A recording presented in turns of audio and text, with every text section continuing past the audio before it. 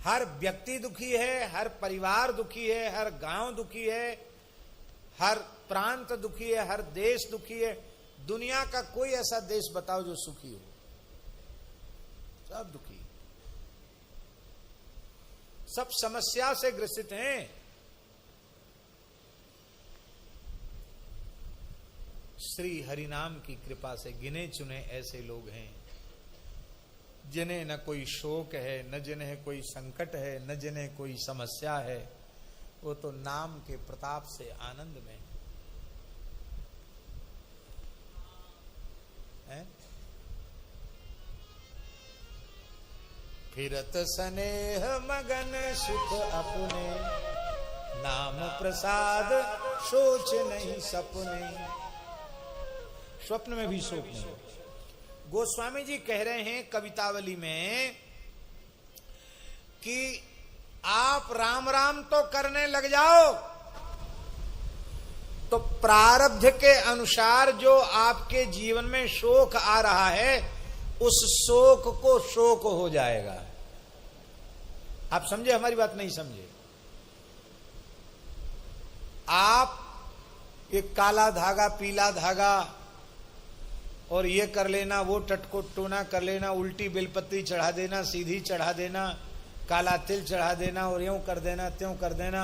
और कुछ महान भाव तो कहते वहां जाके समोसा खा लेना, वहां जाके कचौड़ी खा लेना। इन सबके जंजाल में आपको पड़ना नहीं पड़ेगा।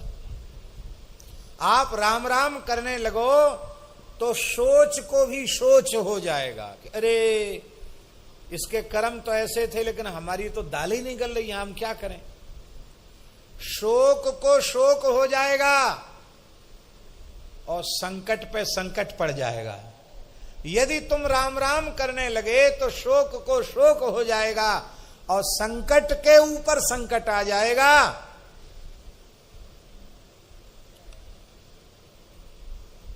और क्या होगा?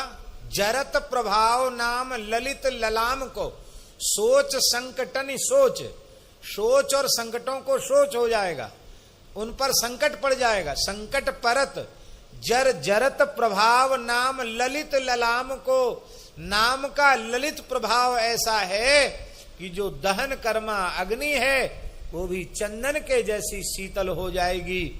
और डूबती हुई तुम्हारी नौका, भव मझधार में, भव सिंधु में डूबती हुई तुम्हारी नौका वो उछर जाएगी और उछर ही नहीं जाएगी, किनारे लग जाएगी। किनारा कौन है? श्री नित्य गोलोक, श्री नित्य वैकुंठ, श्री नित्य साकेत, यही किनारा है।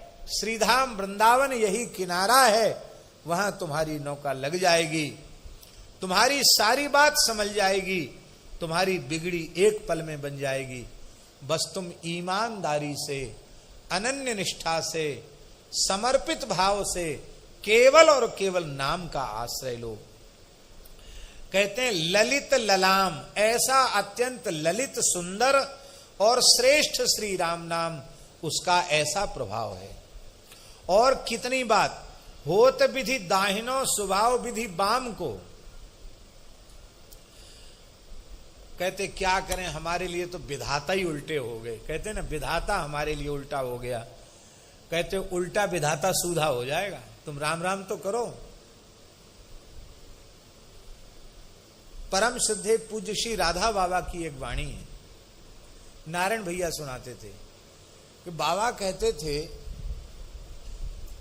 कि जो भगवत शरणागत होकर नाम का आश्रय लेते हैं, पूज्य श्री राधा बाबा के वचन है, भगवत शरणापन्न होकर जो नाम का आश्रय लेते हैं उनके अनुकूल तो अनुकूल प्रारब्ध है ही, अनुकूल प्रारब्ध उनके परम अनुकूल हो जाता, क्योंकि अनुकूलता में उनका भजन बढ़ता है। और उनके जीवन में आई हुई प्रारब्ध कर्म के अनुसार जो प्रतिकूलता आई है वो प्रतिकूलता भी प्रतिकूलता नहीं रहती, वो भी अनुकूलता बन जाती है। अनुकूल तो अनुकूल है, ये प्रतिकूल भी अनुकूल हो जाता है। और जो भगवान से विमुख है, नामाश्रयी नहीं है, उसके लिए प्रतिकूल तो प्रतिकूल है ही। उसके जीवन में उसके पूर्वकृत पुण्यों के परिणाम स्वरूप जो अनुकूलता आई है वही अनुकूलता उसके जीवन के विनाश का कारण बन जाती है। वो अनुकूलता भी उसके लिए प्रतिकूलता साबित हो जाती। जैसे हम उदाहरण दें, खूब रुपया पैसा और घोड़ा गाड़ी मकान दुकान सब खूब हो गया, ओ लाखों करोड़ों का कोई हिसाब किताब नहीं रह गया, ओ जहां जहां दुनिया में तहां व्यापारिक प्रतिष्ठान हो गए, इतनी जगह है कि सेठ जी देख भी नहीं पाते, वहां जीवन में जा भी नहीं पाते, इतना हो गया।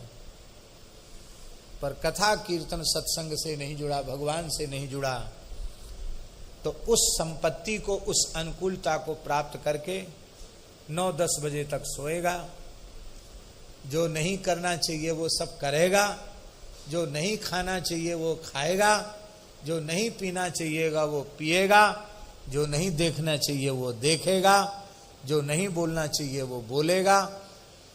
तो अब इस सब के करने से क्या होगा?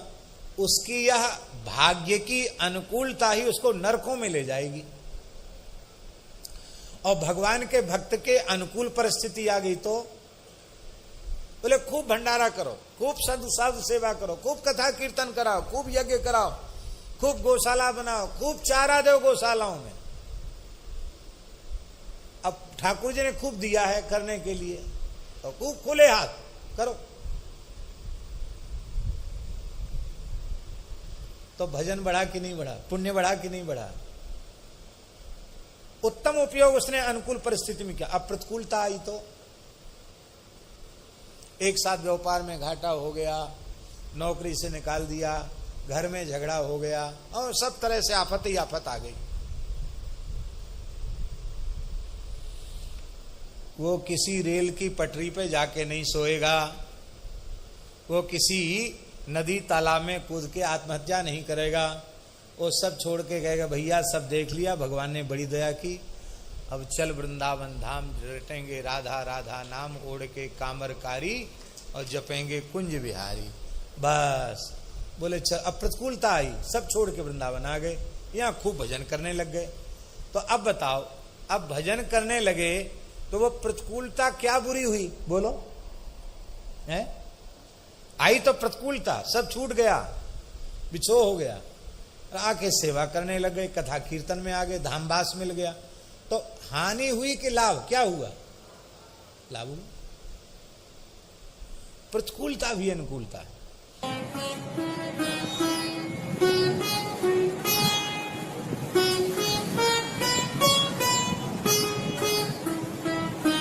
श्री सीताराम प्रतिदिन सत्संग एवं दर्शन के लिए श्री महाराज जी के ऑफिशियल चैनल को जरूर सब्सक्राइब करें।